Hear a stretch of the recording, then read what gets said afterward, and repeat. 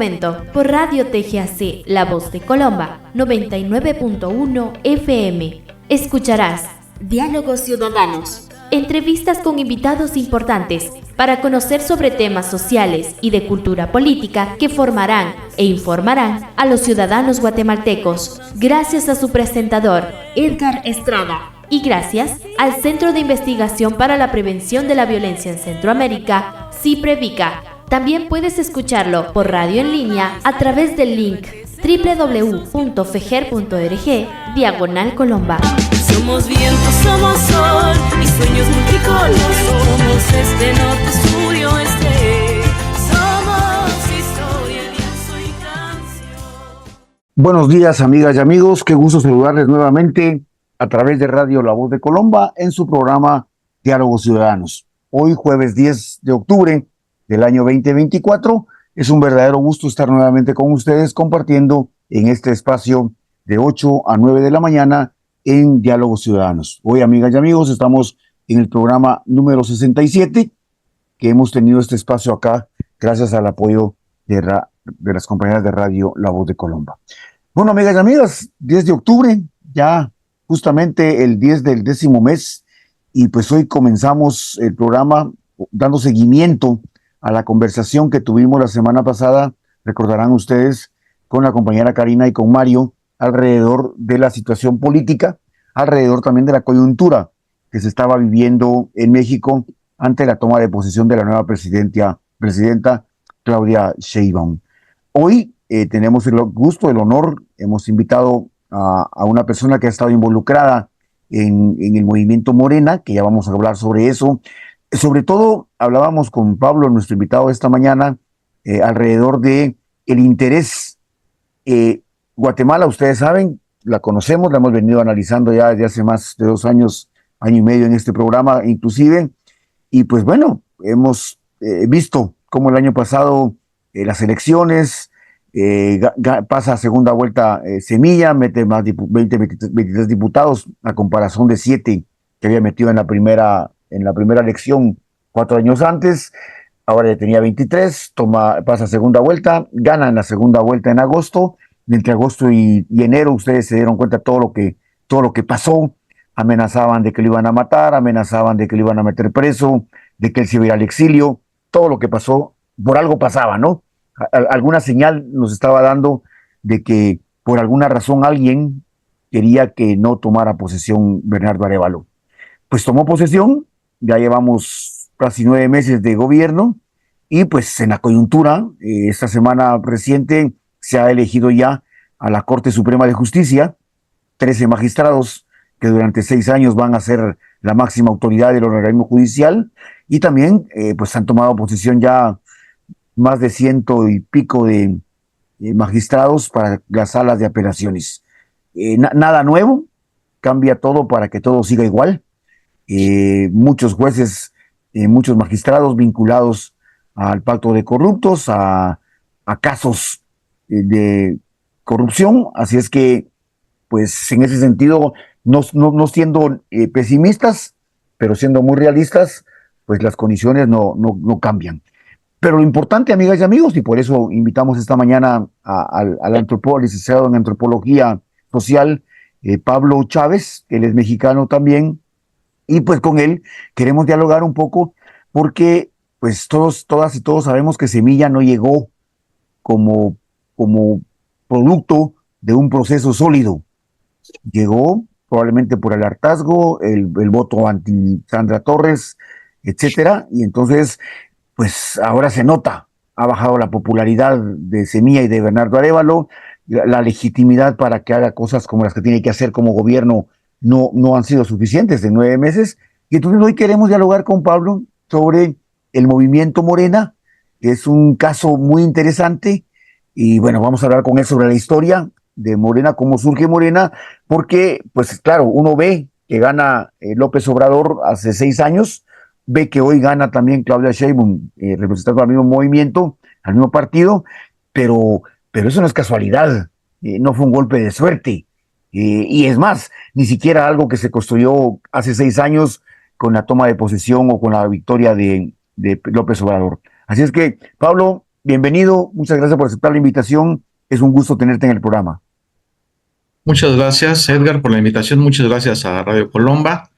Pues sí, tú lo comentaste de que precisamente es un movimiento, el movimiento, si mal no recuerdo, en un principio se pensó en llamarlo Movimiento de Reconstrucción Nacional, pero creo que sería como demasiado radical, ¿no? Por decirlo de algún modo, y pensándolo sobre todo para el público elector y los ciudadanos en México, y se tuvo que ir suavizando, ¿no? Porque al final del día viene terminando de formarse este movimiento en el movimiento de regeneración nacional, ¿no? Una concepción más, yo lo veo más como médica, pero muy alejada de esa parte, ¿no? De pensar a México ya como algo destruido, ¿no? Sino más bien como algo que tenía que regenerarse, ¿no? Y una cuestión como celular. Y creo que eso fue un acierto. Los orígenes, pues, tienen que ver con, hace rato lo platicábamos, tienen que ver con esa disputa que se da en México hace ya muchos años, si mal no recuerdo, en 1988, ¿no? Se estaban disputando el poder por el Partido de la Revolución Institucional, ¿no? Lo que hoy en día es el PRI en un proceso ya cada vez más notable, ¿no? De descomposición, ¿no? Y había dos corrientes básicamente dentro del PRI. Unos eran los tecnócratas, ¿no? Representados por Salinas de Gortari, Zedillo, ¿no? El mismo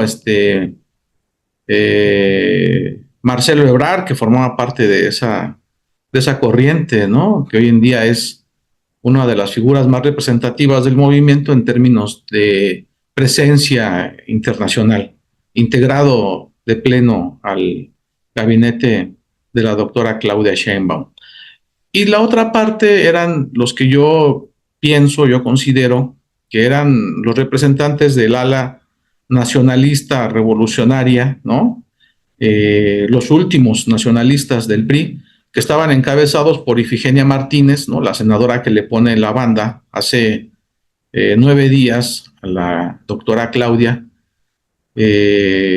Cuauhtémoc Cárdenas, hijo del general Lázaro Cárdenas, que nacionalizó el petróleo a finales de los 30, ¿no? Porfirio Muñoz Ledo, otra figura relevante dentro del mismo movimiento de separación, y ahí una figura que no tenía mucha presencia, mucha relevancia, que era también Andrés Manuel López Obrador, ¿no? Que son quienes encabezan esta disidencia. Al final del día no pueden en contra del monstruo, ¿no? Partido en ese momento, porque es un partido que tenía un poder increíble, ¿no? El estilo de gobierno lo llegaron a catalogar por ahí un escritor que decía que era la dictadura perfecta, ¿no? Y sí me acuerdo de su nombre, pero no lo voy a mencionar porque no es como muy aceptado dentro del movimiento. Entonces, se da ese combate por el priismo y al final del día no pueden y terminan saliendo. Creo que esa es la primera gran ruptura, ¿no? Que se genera en la historia reciente de México, en la historia política, y que va a derivar años después, ¿no? Del 88 hasta acá, en lo que hoy estamos viendo como ese cambio, ¿no? Ese cambio con continuidad que representa la doctora Claudia Sheinbaum. Ahí yo es donde encuentro estos orígenes, ¿no? Unos más enfocados en el neoliberalismo, que son los tecnócratas que yo denomino, y otros más enfocados en proponer un discurso nacionalista, revolucionario y sazonado con el complemento que le da López Obrador, que es el populismo, ¿no? Entonces, ahí es esa ruptura, no los ignoran, y hoy en día pues toman el poder por la vía pacífica, por la vía electoral, ¿no? Después de muchos años de estar peleando en contra del sistema, después de muchos años de estar batallando, ¿no? Con la conformación de varios partidos, y al final del día un intenso trabajo territorial, la defensa de las causas populares, ¿no? La figura indiscutible que representa a Andrés Manuel López Obrador, que es el hombre en movimiento, ¿no? No podríamos entender el cambio que se está generando en México sin la presencia de Andrés Manuel López Obrador, ¿no? A veces nos preguntamos, inclusive nosotros, ¿no? Si la presencia de Andrés Manuel o la ausencia de Andrés Manuel dentro del movimiento, pues cambiaría todo, ¿no? O sea, no sería prácticamente lo mismo, porque él es un símbolo de lucha, ¿no? O sea, circulan imágenes, así como circulan imágenes del Che Guevara, ¿no? Aquí en México circula mucho la imagen de López Obrador caminando descalzo en un pantano rodeado de gente del pueblo, ¿no? Haciendo unos recorridos, y esa parte la tenemos como muy presente. O sea, es como la referencia inmediata, ¿no? Simbólica de lo que representa el movimiento. Alguien que camina en el lodo, alguien que está con el agua hasta las rodillas en un pantano, y con gente como empieza a construir socialmente una estructura política que al final va a derivar desplazando al sistema político hegemónico, ¿no? Que fue el caso de lo que sucedió en México. Ya después llega López Obrador, ¿no? Pasa la elección del año 2000, ¿no? Derivado de esta ruptura que les comento del 88, viene la primera prueba de fuego, que es la elección del año 2000, la elección presidencial, donde el ingeniero Cuauhtémoc Cárdenas queda en un segundo lugar, y también se empieza a construir dentro del imaginario colectivo la primera noción del fraude, ¿no? Que hubo un fraude orquestado por el Instituto Nacional Electoral en ese momento, y que favorecía al representante del PRI, Salinas de Gortari, ¿no? Y toda una historia, un sexenio donde se comienza ya a formalizar la entrega de los recursos nacionales a los principales capitales extranjeros, ¿no? Entonces, vienen la banca nacional, ¿no? Algunas empresas estatales empiezan a ser vendidas. Lo que ellos querían, ¿no? Los neoliberales, era un adelgazamiento del Estado, ¿no? Y ceder, por ejemplo, al mercado las empresas nacionales, alegando que, por ejemplo, pues no había recursos, ¿no? Después de que ellos mismos hacían lo posible por quebrarlas, ¿no? En términos sociales, México, yo creo que estaba en una de las circunstancias más complicadas con Salinas de Gortari, porque además de todo esto, sumándole a todo esto, pues no existía una apertura mínima de los medios, ¿no? Entonces, ahí se genera el origen del movimiento. Yo creo que ahí inicia, y ya después, años más adelante, en el año 2006, empiezan esta avalancha, ¿no? Popular, esta avalancha política generada bajo estas condiciones que describimos. Se empieza a concretar con la llegada de López Obrador, ¿no? Por vía electoral, a ser el jefe de gobierno de la ciudad más importante de México en términos políticos, económicos y culturales, y se empieza a generar ya como ese cambio, ¿no? Porque ahí es donde inicia lo que él proyecta en términos ideológicos y de acción de gobierno. Tiene su semillero, tiene su campo de experimentación en ese lejano 2006, donde surgen unas tarjetas, por ejemplo, de unos plásticos dirigidos hacia las personas mayores, ¿no? De 65 años, que se llamaban, tenían un nombre así como de tarjeta de apoyo, pero que toda la gente la conocía como la tarjeta de López Obrador, ¿no? O sea, López Obrador empieza a estar en la mente de todos. Es increíble cómo hoy en día se sigue hablando más de López Obrador, ¿no? Que de un referente, por ejemplo, político de la derecha, ¿no? Porque pues, prácticamente no existe. O sea, la derecha fue borrada por todo este ejercicio de gobierno, ¿no? De López Obrador, que inicia en ese año 2006, ¿no? Entonces, era un monto pequeño, ¿no? Dirigido a los adultos mayores. Se empieza también a generar ahí en ese mismo momento el apoyo para madres jefas de familia, ¿no? Se empieza a gobernar para las minorías. Eso es muy importante. Yo recuerdo esa parte de que se empiezan a abrir más guarderías, se les empieza a dar apoyo a las madres jefas de familia, ¿no? Porque este cambio, que no es un cambio radical, yo lo veo que no es un cambio así radical, que yo diga, oye, ya estamos en el socialismo. Claro que no, o sea, eso de que estamos en el socialismo, en el comunismo, es una invención, o sea, más bien es poner la mirada, ¿no? Los gobernantes sobre las necesidades de la gente. Y entonces ahí se empieza también a generar pues una división, ¿no? Atenuada por los mismos grupos de la derecha, los conservadores, los conservas, como les dice también el presidente, ¿no? Ahí de forma muy chistosa. En su gobierno de López Obrador se publica una como revista, ¿no? Donde venían los fifís y y la gente del pueblo, ¿no? Que se empieza a circular. Solo circuló un número, yo lo recuerdo muy bien. Entonces, donde están hablando ahí la persona que es como el más acomodado, hablando mal de los programas de gobierno, etcétera, y los medios, o sea, apabullando diariamente, ¿no?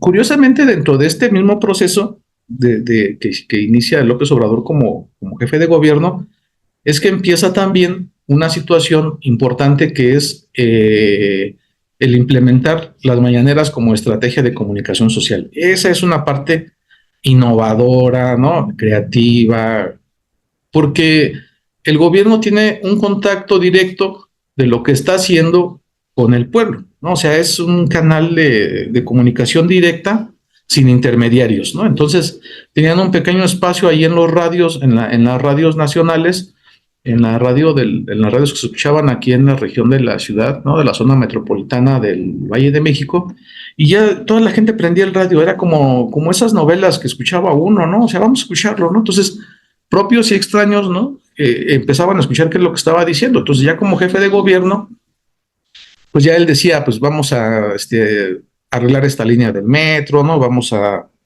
encarpetar tal situación. Empieza una cuestión con López Obrador, que es como una de las obras más importantes en términos eh,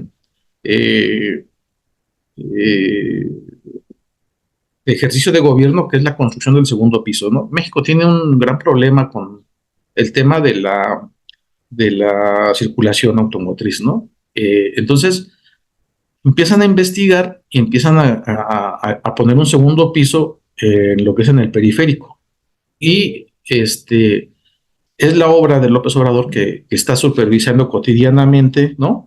En ese momento en que López Obrador llega como presidente, como jefe de gobierno, y invita a la doctora Claudia Sheinbaum, ¿no? Para que se integre al gabinete como la encargada del medio ambiente.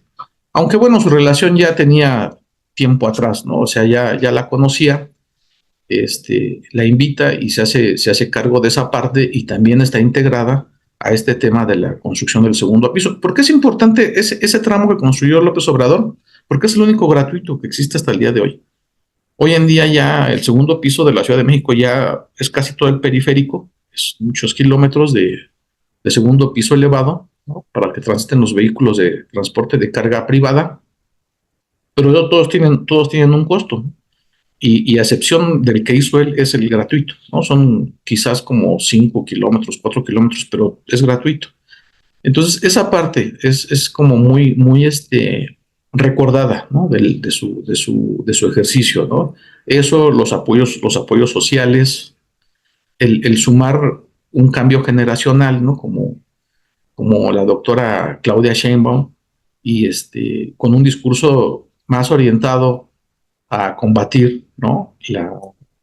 La pobreza, ¿no? Básicamente es lo que empieza a generar el cambio, ¿no? Yo veo ahí los orígenes de un viraje, ¿no? En el estilo de gobierno, Edgar.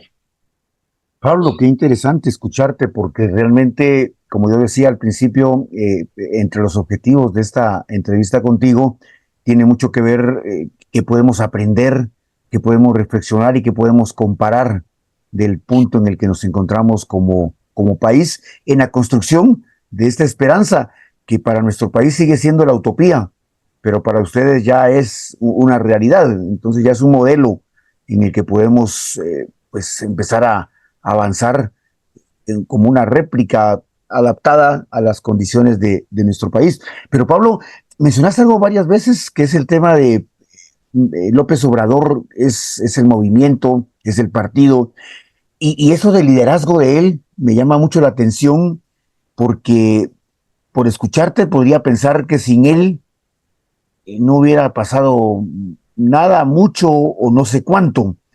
En nuestro caso, Bernardo Arévalo no ha logrado, por ejemplo, 4 meses antes de la elección, el partido Semilla no había lanzado candidato, no era un candidato natural, digamos, que se viniera construyendo, ¿verdad? Como puede parecer el caso de López Obrador, que todo el mundo decía, bueno, nadie dudaba que era él. ¿Qué tiene él? Has dicho que era gente que camina con la gente que piensa en la gente. ¿Qué otras características podríamos pues pensar? Yo trabajo con jóvenes y entonces el perfil del líder político, como es Manuel López Obrador o como puede haber sido en otros países, otros presidenciables, otros políticos, otros activistas. ¿Cómo hacemos para construir el perfil, Pablo? Ayúdame, porfa. Mira, de acuerdo a la experiencia, yo creo que tiene mucho que ver con la cercanía, ¿no? La cercanía del pueblo y retomar el discurso de la gente. O sea, eh, lo identificamos mucho como parte del pueblo porque tiene ese origen eh, popular, ¿no? Sus padres tenían una tienda en Tabasco, ¿no? En el pueblo de donde él viene. Su formación universitaria, muy criticada, ¿no? Por cierto, los medios lo critican demasiado. Él estudia en una universidad pública, ¿no? La máxima casa de estudios de México, que es la universidad. Y le critican que tardó mucho tiempo en titularse, por ejemplo. Entonces, creo que a la gente le gusta mucho esa parte, ¿no? O sea, yo veo que mucha gente se ve reflejada en él porque es los problemas que uno tiene cotidianos, ¿no? Que me falta sacar la cédula profesional, me falta el título, no tengo dinero, o sea, o inclusive, por ejemplo, en la época en la que yo estudié en la universidad, yo tenía maestros que venían del activismo político en los 80s, 70s, ¿no? Inclusive titularse era como burgués, ¿no? Decían ellos, ¿no? Nosotros no nos vamos a titular, vamos a ser eternos pasantes toda la vida. Yo, mis maestros me daban clases y y algunos de ellos no tenían el título porque lo veían así como una cuestión de rebeldía frente al discurso estatal. Entonces, acá en este caso él nunca nos lo ha aclarado, pero el haber tardado tanto tiempo, pues tiene que ver con muchas cosas, de que a veces te pones a buscar trabajo, combinas el trabajo con la elaboración de la tesis, no te pones de acuerdo con la cuestión de la tesis y a veces así pasa, ¿no? O sea, te puedes titular a los 2 meses o te puedes titular a los 10, 12 años. Entonces, creo que ese componente de que entre más lo atacan, ¿no? Oye, el color de la piel de Andrés Manuel López Obrador es técnicamente muy cercano de lo moreno, ¿no? O sea, no es un rubio.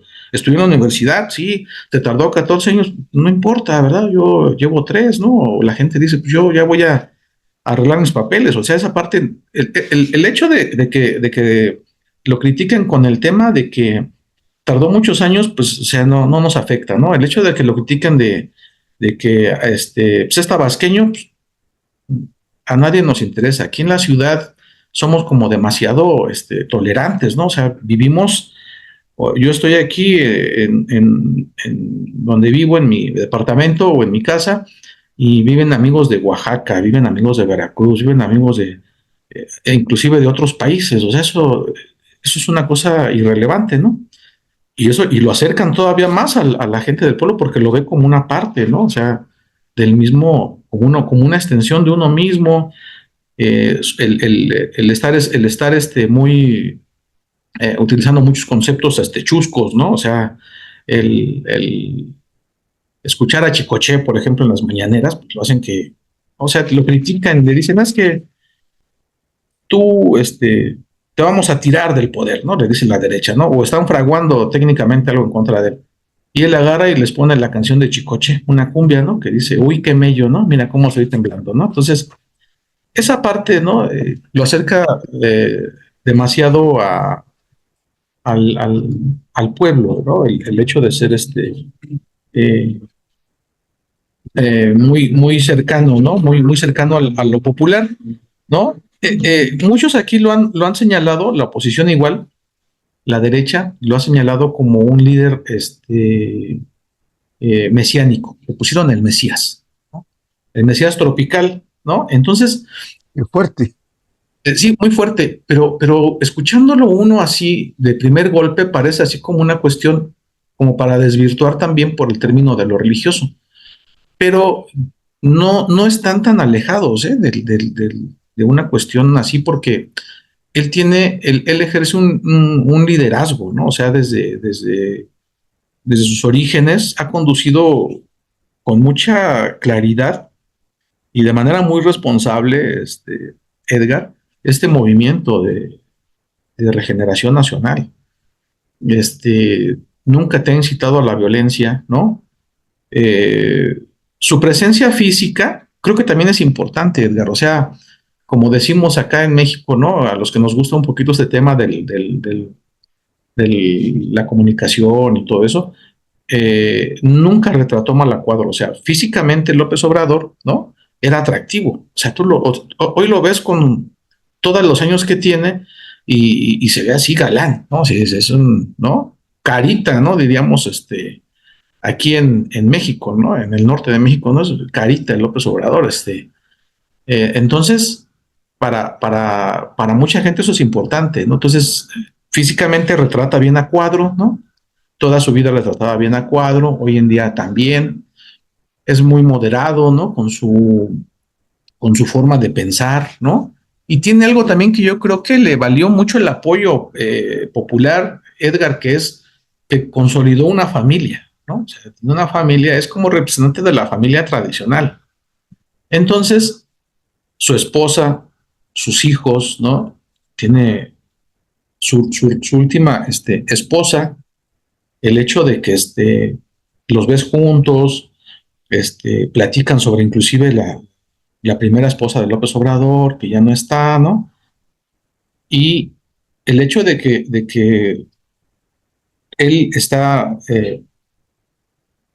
enfocado también en su familia es un peso muy importante, ¿no? Para nosotros como sociedad, porque al final del día, con todos estos cambios que se han generado, ¿no? De que estamos cambiando inclusive los núcleos familiares, los núcleos de composición familiar, pues al final del día eso se ve bien, ¿no? O sea, que un presidente o que una figura política sea jefa, encabece una familia, como es el caso de López Obrador, ¿no? Y si a eso también le añades que él es la propuesta política, ¿no? Este liderazgo, ¿no? Esta parte masculina, esta parte fuerte, ¿no? O sea, necio, ¿no? Porque ya le robaron en el 2012 la elección, ya le robaron en el 2000, otra vez le hicieron fraude, y viene desde atrás, ¿no? O sea, dice, vamos por la tercera, ¿no? O sea, es aferrado, ¿no? Es muy necio, ¿no? Como dicen arrecho, ¿no? También por unas partes allá del sur de América Latina, ¿no? Y, y lo suma con la figura de Beatriz, ¿no? Su pareja actual, y le da esa parte como emocional, ¿no? Porque ella hace videos, invita a más cantantes, ¿no?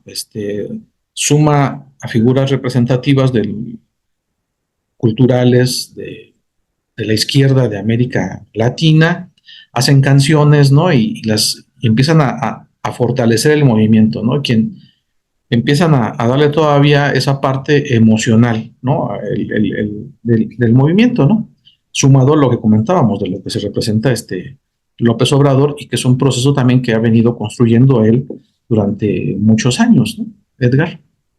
Buenísimo, Pablo. Muchísimas gracias, amigas y amigos. Estamos esta mañana en su programa Diálogos Ciudadanos conversando con Pablo Chávez, él es antropólogo social de México, y hoy estamos conversando en esta primera parte, si la han escuchado ustedes, lo interesante que ha sido desde la perspectiva de Pablo la construcción del movimiento regenerativo nacional, Morena, en México, y el liderazgo de Andrés Manuel López Obrador. Vamos a ir a la pausa, mis amigas y amigos de Medio Tiempo en Radio La Voz de Colomba, pero no se pierda la sintonía de esta radio, porque al regresar continuamos con esta interesante entrevista con Pablo Chávez. Ya regresamos.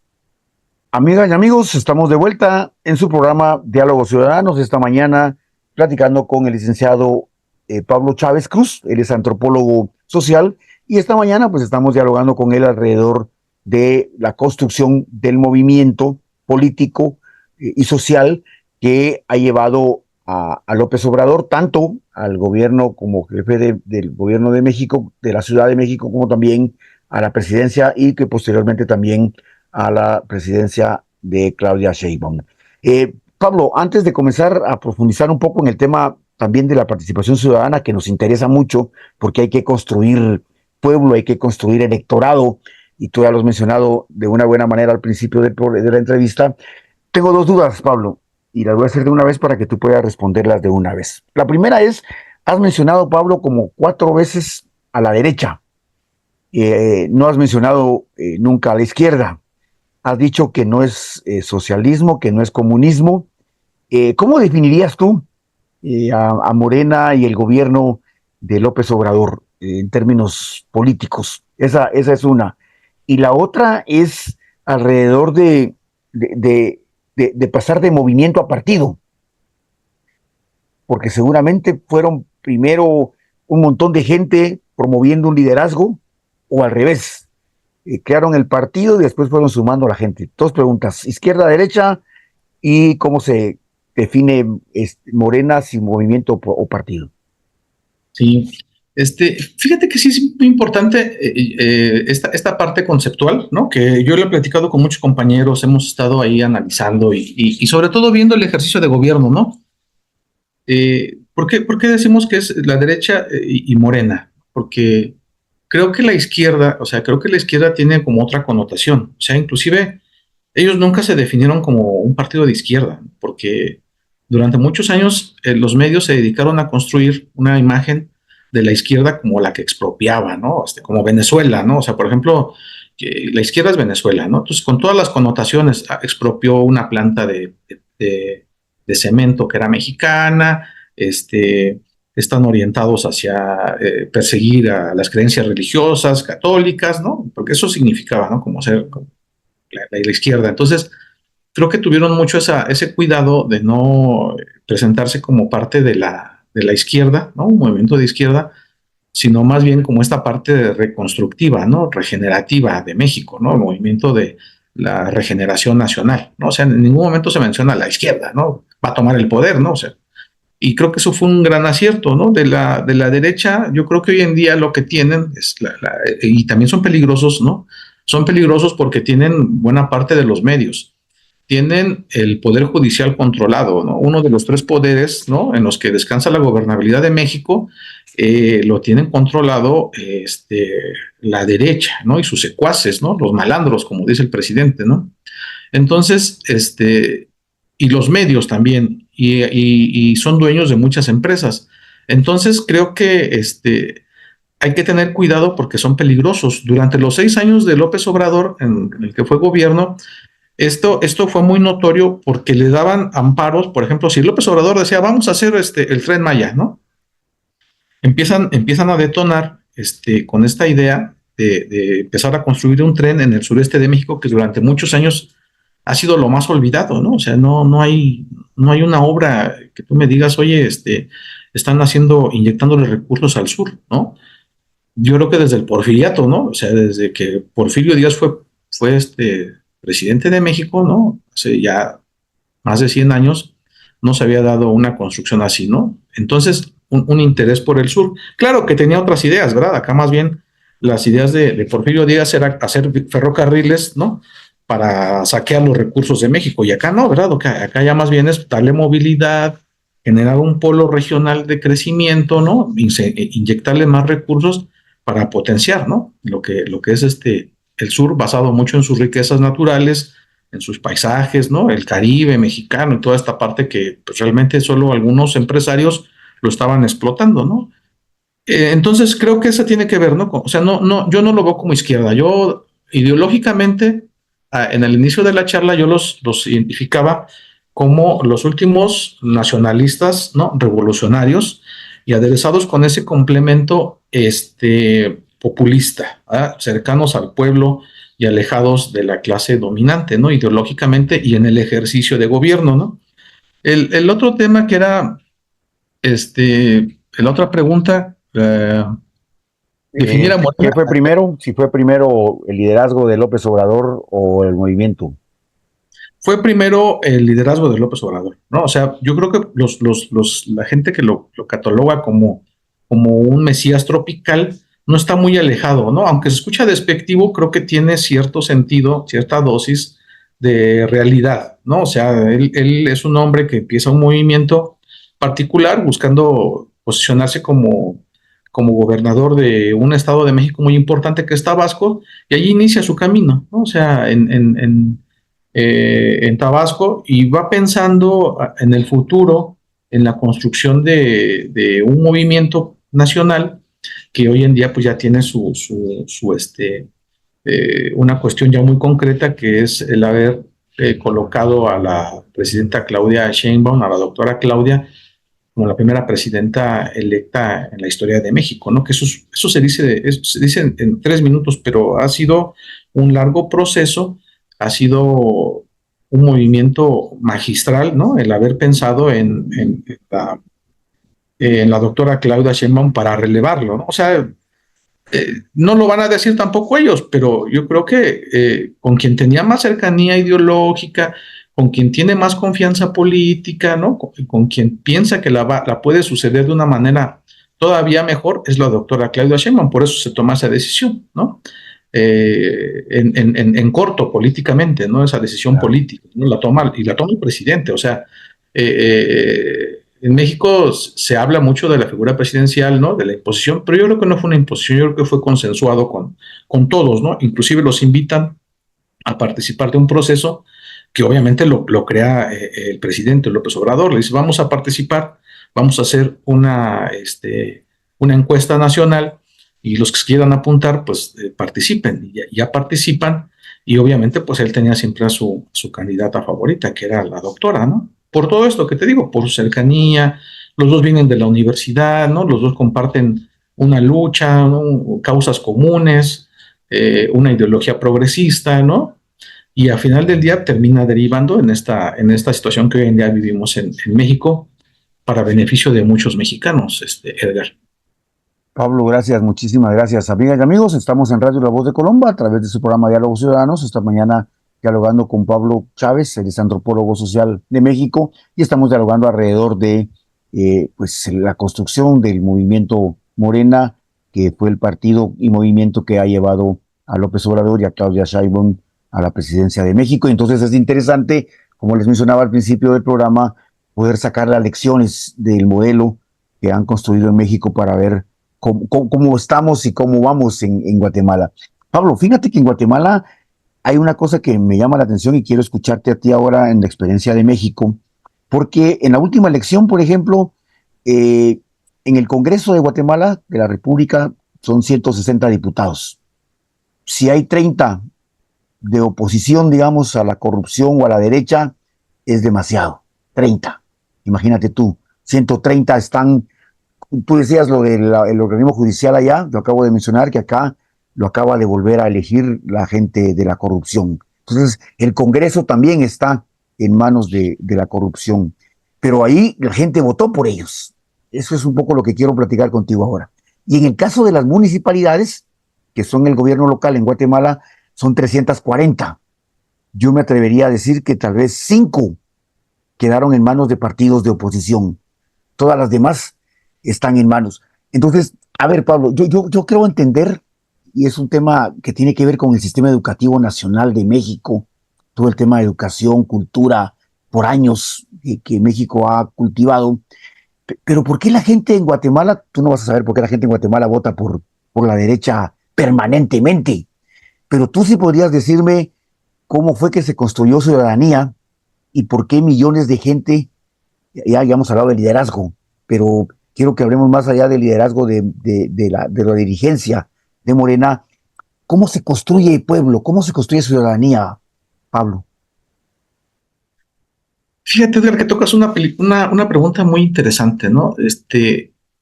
Construir ciudadanía es una labor así cotidiana, es una labor titánica, ¿no? Va desde visitar a la gente en los pueblos, en las comunidades, las municipalidades y, y también informarles, ¿no? Muchas cosas, por ejemplo, sobre sus derechos, ¿no? O sea, aquí en México las personas no saben, por ejemplo, sus derechos como consumidor, ¿no? Nosotros no teníamos esa información de nuestros derechos como consumidor hasta hace algunos años. Entonces, creo que tiene mucho que ver con el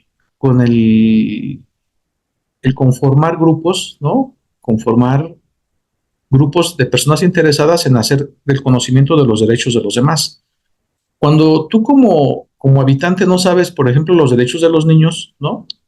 Que constitucionalmente tu país te concede, pues no los exiges, ¿no?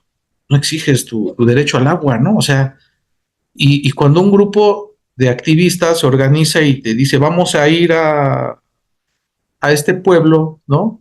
Vamos a este municipio a informar a la gente del derecho del agua, eh, del derecho a la educación, del derecho que tienen los niños, ¿no? Del derecho a una vida digna sin violencia, por ejemplo, es cuando tú tomas conciencia.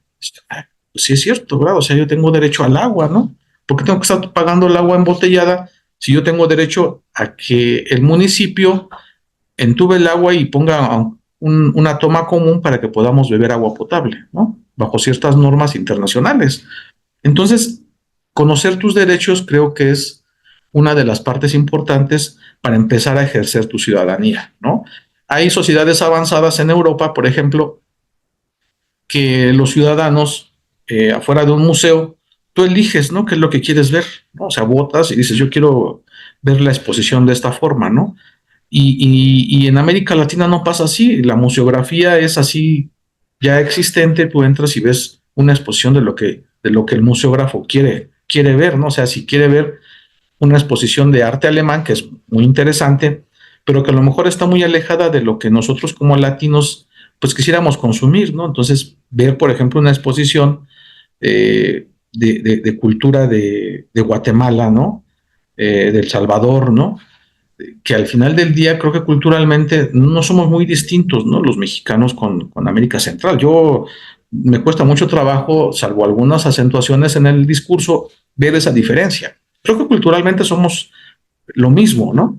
Entonces, ¿qué es lo que nos hace diferente? Pues quién nos gobierna, ¿no? Porque aquí en México nos gobierna esta corriente, esta expresión política, y creo que gobierna bien. O sea, yo lo veo y digo, gobierna para la mayoría, gobierna para el pueblo, ¿no? Entonces, el hecho de que nos acerquemos a los municipios a informar los derechos, ¿no? Sin necesidad de prender una mecha, ¿no? Ya la gente se va a enterar, tengo derecho a esto, tengo derecho a una vida digna, tengo derecho a una pensión alimenticia.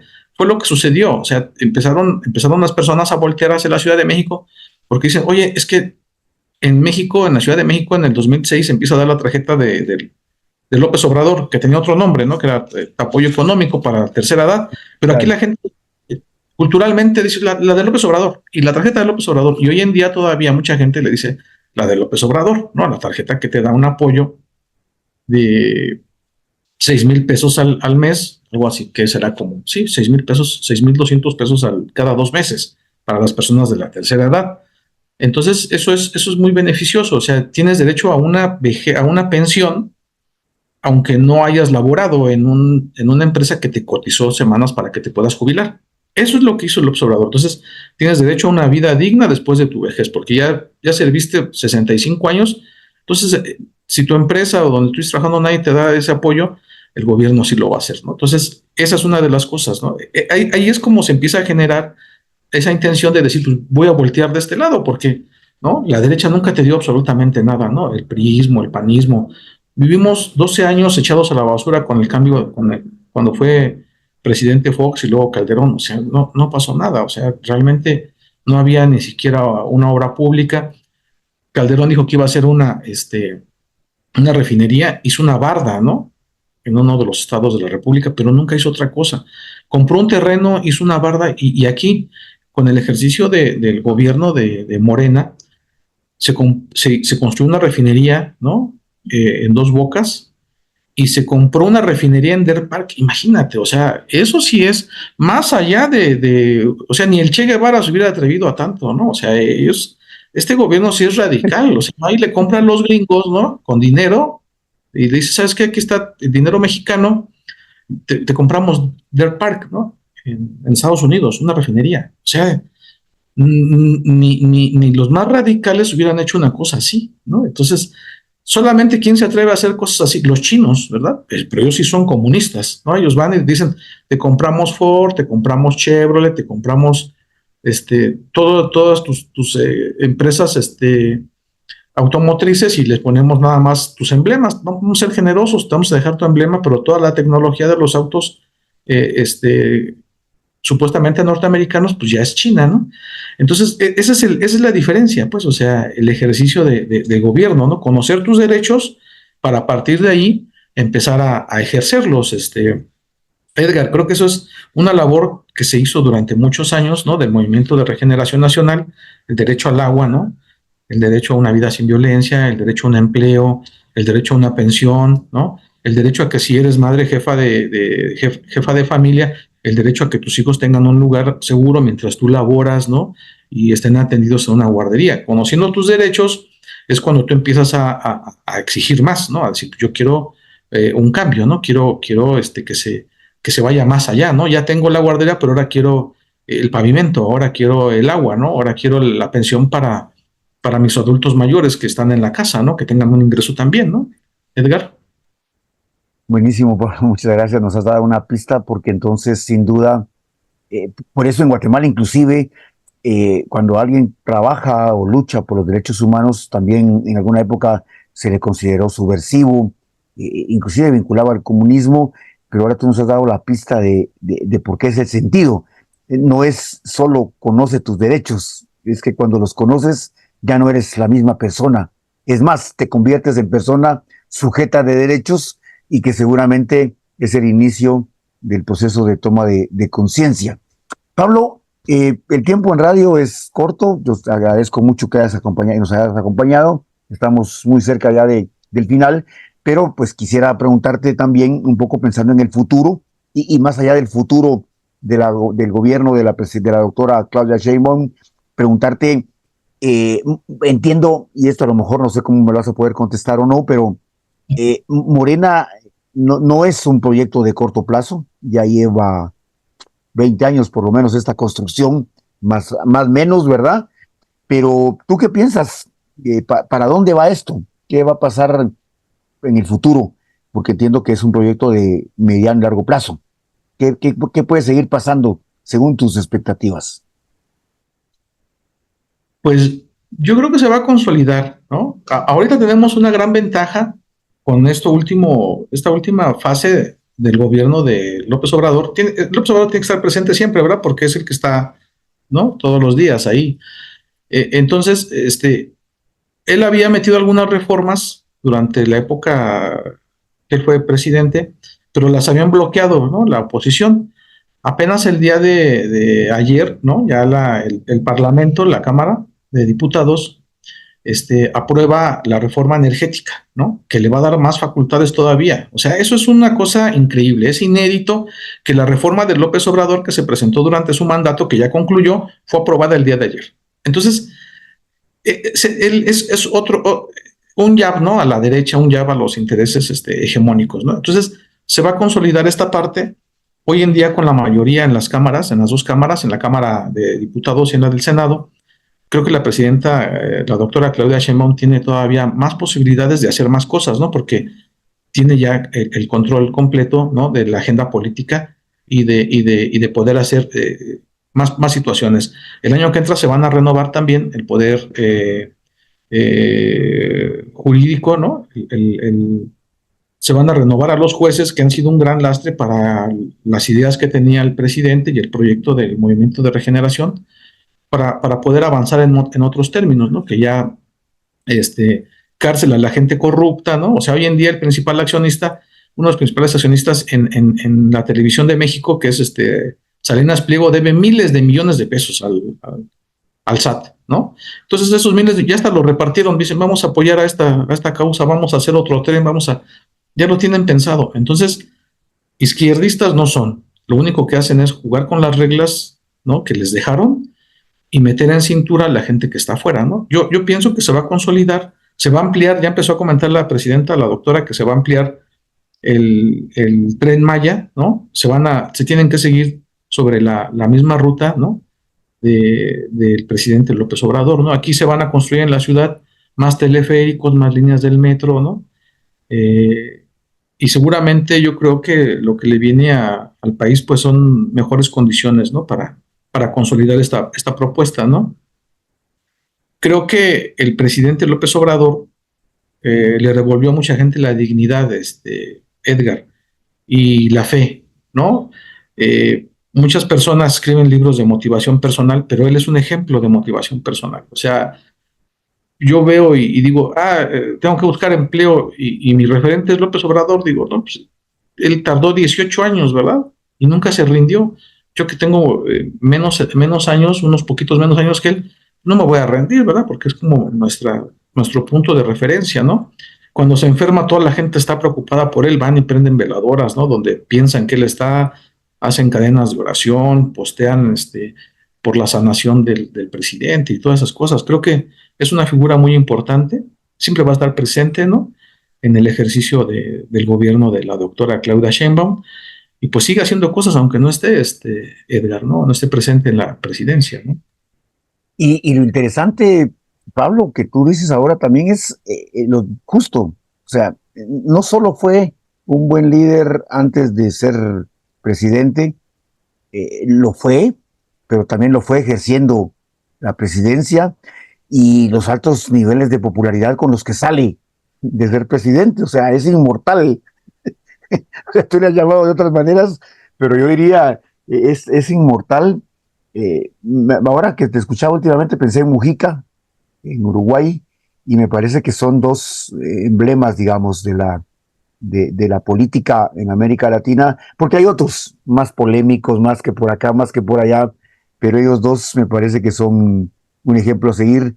Y bueno, qué bueno, Pablo, que ustedes en México lo están logrando. Qué bueno que las poblaciones más vulnerables han encontrado gobiernos que les han apoyado. Y bueno, nuestro mensaje final para nosotros como Guatemala debería ser poder algún día al modelo guatemalteco lograr esa dignidad que ustedes están logrando para sus ciudadanas y ciudadanos. Pablo, agradecerte muchísimo la participación en el programa del día de hoy.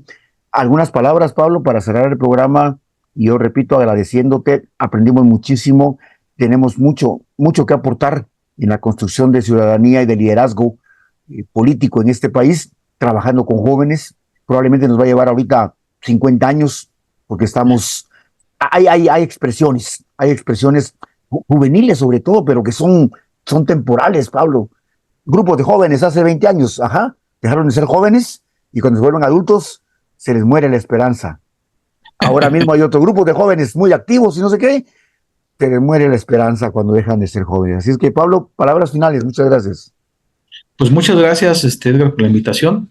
Y también, pues no, que el ánimo no decaiga, ¿no? Yo creo que este modelo está comprobado, de este modelo de gobierno, y yo creo que sí es con calidad de exportación para cualquier país que lo quiera retomar, y en lo que podamos nosotros apoyarles, ¿no?, en nuestra experiencia. Siempre vamos a estar aquí presentes para comentarles los orígenes, el presente y el futuro, ¿no?, de lo que viene siendo este gran movimiento representado por Andrés Manuel López Obrador y hoy en día continuado por la doctora Claudia Sheinbaum. Un abrazo a todos ustedes que nos hicieron la invitación y que no decaiga este ánimo. Gracias, Pablo. Muchísimas gracias. Entonces, amigas y amigos, de esta manera estamos concluyendo nuestro programa número 67 de Diálogos Ciudadanos a través de Radio La Voz de Coloma. Y ustedes han escuchado esta mañana un interesante diálogo con Pablo Chávez, antropólogo social mexicano, que nos ha contado la experiencia de la construcción del movimiento Morena en México, también de liderazgo, el perfil de líder de Andrés Manuel López Obrador, y también hemos hablado de la presidenta, la doctora Claudia Sheinbaum, y la continuidad de este proyecto, que es un proyecto de largo plazo. Así es que, amigas y amigos, les invitamos a que puedan también acceder a YouTube de Ciprevica. Ahí podrán encontrar también ustedes todas las entrevistas anteriores y también esta interesante entrevista que hemos tenido esta mañana con el compañero Pablo Chávez. Así es que les invitamos a no perder la sintonía de Radio La Voz de Coloma y a encontrarnos el próximo jueves a las 8 de la mañana. Un gusto saludarles y que todo siga bien. Hasta la próxima.